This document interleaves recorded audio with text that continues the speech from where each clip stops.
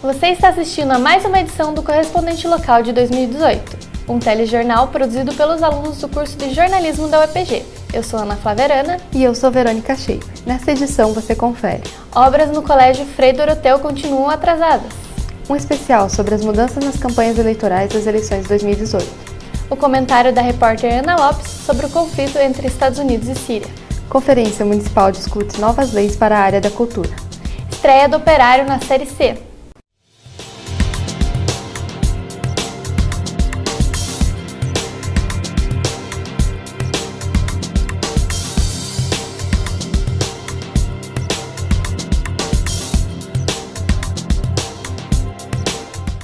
O Colégio Frei Doroteu de Pádua foi o primeiro colégio a ser ocupado em Ponta Grossa em 2016. Mas será que as suas reivindicações foram atendidas? Confira na reportagem de Saori Honorato e William Clarindo.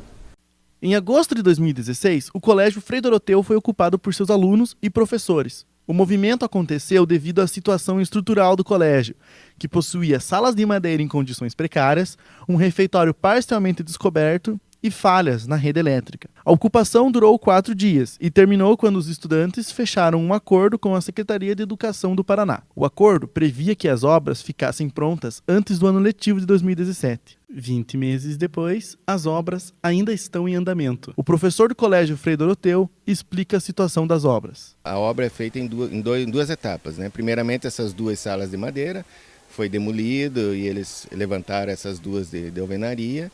E agora eles passam para a segunda etapa, para as outras 2 salas de aula, porque justamente a gente não tem um local, não tem espaço para alocar essas turmas, né? Então uma turma está no laboratório e uma outra turma a gente desmontou uma sala de apoio e atividades de contraturno, tirou a divisória, né, que tinha nessa sala, e aí a gente disponibilizou para essas aulas, né, para as turmas.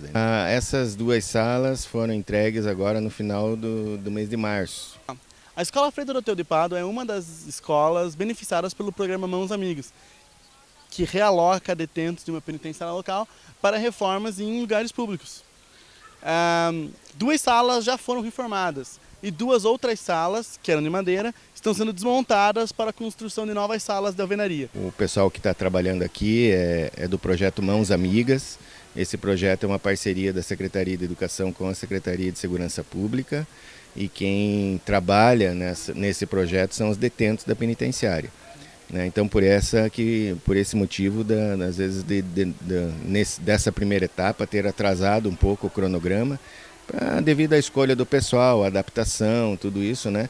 Então isso tudo contribuiu para o atraso, né? Mas como eu falei, agora a equipe já está constituída, já está formada, né? E agora a gente vai conseguir, acreditamos, concluir o cronograma. O programa Mãos Amigas só reformará as salas de aula, e as obras no refeitório e no sistema elétrico aguardam licitação. As 2 salas já finalizadas foram entregues com 1 mês de atraso, e as outras salas já estão em construção. Ocorreu nesta semana a Conferência Municipal de Cultura, organizada pela Fundação Municipal de Cultura e o Conselho Municipal de Política Cultural, para debater as demandas para o ano de 2018. Confira na matéria de Gabriel Miguel e Júlio César Prato. Acontece entre os dias 16 e 18 de abril a 19ª Conferência Municipal de Cultura, organizada pela Fundação Municipal de Cultura e o Conselho Municipal de Política Cultural, no Conservatório de Música Maestro Paulino, no centro. O assessor de imprensa da Fundação, Eduardo Godoy, comenta as expectativas da organização para os debates nos dias de conferência. A conferência desse ano a gente está fazendo ela um pouquinho diferente dos outros anos. A nosso objetivo é debater alguns temas que estão em voga, né, aqui em Ponta Grossa e em todo o Brasil, né? Um deles, da noite de hoje, que é sobre os direitos autorais, né? Então a gente trouxe 2 convidados, falar sobre direitos autorais na literatura, na música, enfim. Também para abrir um pouco os nortes dos produtores e artistas aqui de Ponta Grossa. Na manhã a gente tem discussão sobre o Plano Municipal de Cultura, e na quarta-feira discussão sobre as ações que estão circulando no Supremo Tribunal Federal sobre a extinção da obrigatoriedade das profissões, né, de músico e artista. Então o nosso objetivo com a conferência desse ano é justamente esse, trazer convidados, trazer uma discussão bem ampla sobre cultura aqui em Ponta Grossa, e também inserir a Ponta Grossa na discussão nacional. As principais pautas da conferência são a discussão das demandas culturais de 2018, a apresentação da legislação sobre direitos autorais e a Ação 293, da Procuradoria-Geral da República. A Ação 293 causa controvérsia, pois acaba com a obrigatoriedade de registro formal para a profissão de artista. O conselheiro municipal de cultura, Elcio Kovaleski, repudiou na conferência a Ação 293. Que está tramitando uma Ação 293 proposta pela Procuradoria-Geral da República lá em 2013, que na prática vai acabar com a nulidade do DRT, de artista e técnico, né? Isso é uma afronta ao Estado de Direito do artista, né? Que faz parte da sociedade, que representa a sociedade. Então, se essa conferência puder colaborar no nível nacional para que essa ação não seja aprovada pelo plenário da Corte, que vai ser no próximo dia 26 de abril, tanto melhor. Então, a gente está nessa luta, vamos ver se a gente consegue, e quanto mais gente participando da conferência, mais conscientização a gente vai ter a respeito disso. As atividades da conferência iniciaram com uma mesa redonda sobre direitos autorais, palestrada por Sérgio Falcão, da Ordem Brasileira dos Músicos, e Canise Miguel Moche, da Biblioteca Pública do Paraná, que comenta a importância de se discutir o assunto em conferência. O direito autoral é muito importante, né? Então, tudo aquilo que você cria e registra, publica, você tem que assegurar. E dentro eu acho que uma parte cultural, elas caminham junto com o direito autoral e a criatividade da instituição. A Conferência Municipal de Cultura acontece anualmente e é aberta ao público. Para mais informações sobre a conferência deste ano, confira a cobertura dos 3 dias em culturaplural.sites.upg.br. No próximo bloco, você confere o especial sobre as mudanças nas eleições de 2018.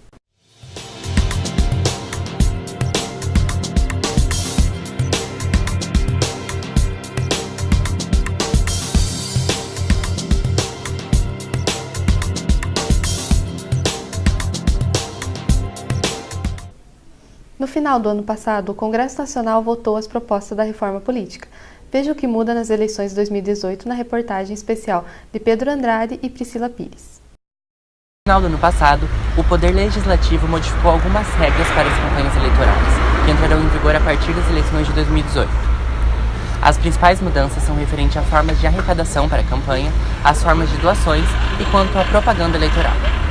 Uma das grandes mudanças da reforma política foi em relação à criação do fundo eleitoral. Nessas eleições, as empresas não podem mais contribuir com as campanhas, e para isso foi criado o fundo eleitoral, que é o financiamento público das campanhas, como explica o advogado Juliano Jaronski. Além do fundo partidário, que é o recurso destinado, fixado inclusive pela Constituição Federal, que os partidos têm direito de recebimento, foi criado também um fundo especial para o financiamento de campanhas. Então hoje o que vai acontecer? Haverão, a partir de agora, 2 fundos. Esse fundo partidário, que já existe há bastante tempo, e o fundo que vai financiar as campanhas para viabilizar essa dificuldade de recursos que os partidos terão, que os candidatos terão, pela falta de recursos que viriam das pessoas jurídicas doadoras. Tá? Então, hoje estima-se que esse fundo para o financiamento das campanhas eleitorais ele esteja previsto em torno de 1,7 ou 2 bilhões de reais que deverão ser empregados nas eleições de 2018. Outra mudança significativa se refere à forma de arrecadação das campanhas. Enquanto nas eleições anteriores a arrecadação se iniciava juntamente com o período de campanha, agora ela pode ser feita no momento anterior a ela. A diferença é que o dinheiro não pode ser usado até a confirmação da candidatura, como explica o juiz Roberto Ribas Tavarnaro. É possível fazer a arrecadação de contribuintes da campanha a partir do dia 15 de maio, quando as candidaturas só serão conhecidas a partir de 15 de agosto. Então, durante todos esses meses é possível que o candidato arrecade, só que ele não pode utilizar o dinheiro. O juiz comenta também que a arrecadação prévia aproxima o eleitor das campanhas. Começando por essa possibilidade de financiamento antecipado e contribuição de pessoas para a campanha, eu considero que é uma medida interessante no sentido de trazer o eleitor para as campanhas políticas. Não só no período estritamente eleitoral, mas antes dele, colaborando com a campanha de determinada pessoa e contribuindo com quantias menores. Então é muito mais interessante para a Justiça que haja uma quantidade maior de contribuintes em menor escala. do que o que a gente via anteriormente, empreiteiras e grandes empresas contribuindo para várias campanhas com valores exorbitantes. Então, isso já é um indicativo de a meu ver, uma modificação importante nesse sentido. O economista Michel Samarra explica que a forma de arrecadação gera maior dependência do candidato ao partido, mas lembra que pessoas físicas ainda podem contribuir com as campanhas. A principal diferença do modelo de doação é a proibição das doações empresariais, o que, de certa forma, gera maior independência, né, ao sistema político partidário. E, por outro lado, você também cria uma maior identidade do eleitor com os seus partidos, com seus representantes, à medida em que a doação pessoal permanece até o limite de 10% da sua renda. Né? Enquanto em eleições anteriores não havia limite de gastos para a campanha, a partir das eleições de 2018 haverá limite específico para cada cargo oferecido. Para cada cargo eletivo estão sendo fixados parâmetros de gastos, de teto de gastos. Pode-se gastar o que quiser ou o que tiver condições de gastar até esse limite fixado pela Justiça Eleitoral.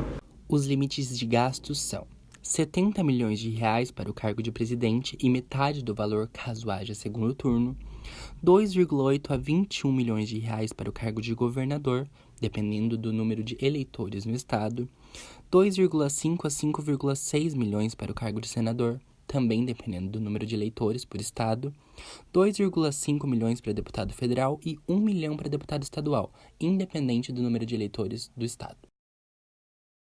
Embora o limite de gastos seja o mesmo para todos os partidos, quem possui maior representação no Congresso continua com maior arrecadação, portanto, com mais recursos para serem gastos. O limite de gastos por cargo, seja no Executivo Estadual, seja no Federal, seja para deputado estadual, federal ou senador, é um limite que tende a igualar a disputa no sentido de que todos teriam o mesmo aporte financeiro para essa disputa. Isso cria um equilíbrio maior, né? Os debates em meios de comunicação também sofreram alterações em relação às eleições anteriores. A Justiça Eleitoral estabeleceu que os meios de comunicação que estejam dispostos a realizar debates políticos, eles precisam convidar os candidatos que tenham pelo menos 5 parlamentares no Congresso Nacional. Essa regra havia sido diminuída há um tempo atrás, depois ela foi aumentada para um número mínimo de 9 parlamentares e agora eles voltaram atrás e estabeleceram lá que o partido político que tiver representação de pelo menos 5 parlamentares no Congresso, entre senadores e deputados, eles precisam convidar os seus candidatos aos cargos eletivos. Outra mudança se dá na valorização e impulsionamento de campanhas pela internet e redes sociais e pela proibição de outros tipos conhecidos pela população. O seguinte, os partidos políticos eles poderão promover propagandas eleitorais na internet mediante o impulsionamento nas redes sociais. A campanha eleitoral paga na internet continua proibida, mas aquele impulsionamento que você faz nas redes sociais para alcançar um número maior, um número indefinido de componentes dessas redes sociais, isso foi autorizado pela lei eleitoral a partir de agora. Isso mostra o seguinte, nós estamos em um caminho onde se está restringindo outras formas de campanha eleitoral, tá? Com redução do número de cabos eleitorais, com o impedimento de carros de som correndo pelas ruas da cidade todos os dias, em horários pré-determinados. Tudo isso aí está sendo retirado e nós estamos dando um foco maior ao trabalho a ser desenvolvido pela internet e nas redes sociais. Haverá também uma maior fiscalização da veiculação de notícias falsas, que será feita pelos tribunais em parceria com os partidos. E também uma outra situação que vai ser marcante nessa eleição é a utilização das redes sociais, né? Então já estão estudando muito isso, como que serão coibidas as fake news, tendo em vista a influência que houve na eleição norte-americana também. Os tribunais estão se organizando, os partidos e candidatos também estão se organizando nesse sentido de viabilizar a fiscalização entre eles e uma imediata inibição da prática de condutas ofensivas assim, dessa natureza, né? Uma novidade nas eleições presidenciais de 2018 é a presença do registro do voto impresso. A medida não será implantada em todo o país por falta de orçamento, mas serve como resposta a questionamentos sobre a eficácia da urna eletrônica.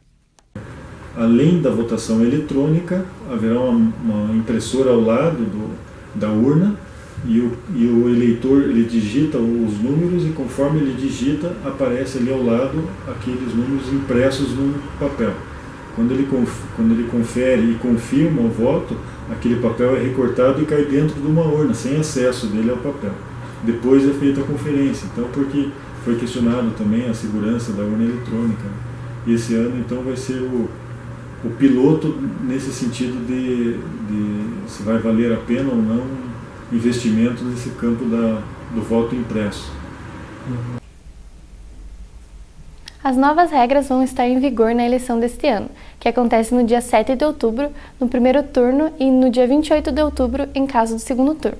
Nossa apresentadora, Verônica Schaefer, recebe agora no estúdio a repórter Ana Lopes, que vai comentar sobre os recentes ataques à Síria. Olá, Ana. Olá. Então, como está a situação na Síria? Bom, os 105 mísseis lançados pelos Estados Unidos, França e Reino Unido tinham como objetivo destruir o arsenal químico do regime de Bashar al-Assad e impedir que armas químicas fossem utilizadas novamente.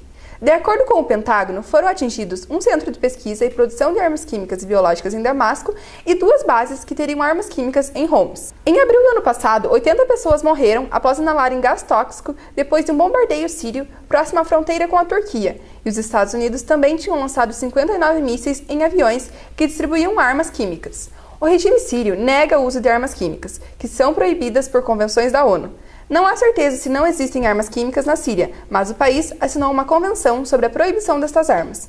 De acordo com a ONU, armas químicas foram usadas 50 vezes na região desde 2011. A violência na Síria começou em 2011, com a Primavera Árabe.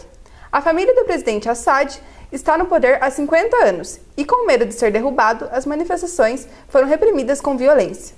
A oposição reagiu com mais violência. Os discursos políticos e religiosos, somados às desavenças internas do país, levaram à pressão internacional. Europa e Estados Unidos a favor da oposição e Rússia e Irã a favor de Assad. Se aproveitando da fragilidade, o grupo terrorista Estado Islâmico no Iraque tentou expandir-se, porém foi freado por forças militares da Síria, Rússia e Estados Unidos. Obrigada, Ana. Acompanhe no próximo bloco a segunda marcha da maconha em Ponta Grossa. E também o Operário estreia pela Série C do Brasileiro e adia a classificação para a Série A do Paranaense.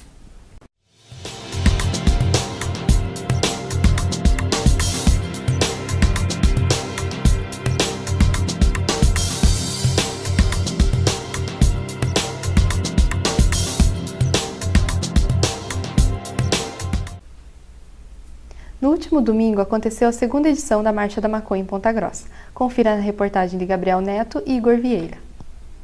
No último domingo, dia 15 de abril de 2018, aconteceu aqui na Praça Barão do Rio Branco a Marcha da Maconha. Com apresentações culturais e confecção de cartazes, a marcha saiu em direção à Praça dos Polacos e seguiu pela Avenida Vicente Machado até o Terminal Central, retornando para a Praça Barão do Rio Branco pelo Calçadão. Durante o evento, manifestantes enfatizaram a importância da marcha. É necessário um dia especial para se reunir e mostrar, não, a gente fuma e, de certa forma, não teme de ir para a rua e fumar um. Problemas relacionados à criminalização da maconha também ficam evidentes para neurocientistas. Se tem um grupo de risco de usuário de maconha, é os jovens. No entanto, é muito mais perigoso para os jovens na proibição do que na descriminalização e na regulamentação da maconha. O estigma social sofrido por usuários de maconha foi comparado por outro manifestante ao de defensores da causa LGBT. É uma causa que também passa por, digamos assim, por vários preconceitos, né? Por falta de conhecimento, de vivência, né? De proximidade. Aí as pessoas costumam rotular assim como rotulam a maconha. O uso recreativo da maconha ainda é polêmico. Eu não sou a favor da legalização. Porém, essa aposentada vê pontos positivos no uso medicinal da planta.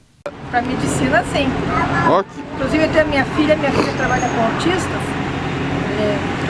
da ProAut, na escola de autistas, e eles precisam, mas aí no caso seria liberado. O Paraná é o primeiro estado brasileiro a produzir medicamentos à base de canabidiol, composto extraído da maconha.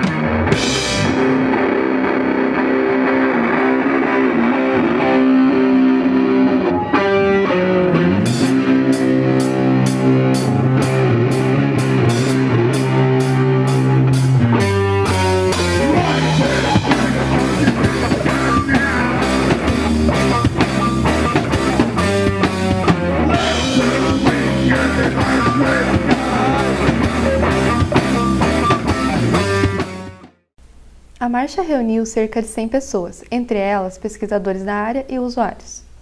O Fantasma estreou com vitória no último domingo, dia 15, contra o Volta Redonda pela primeira rodada da Série C do Brasileiro.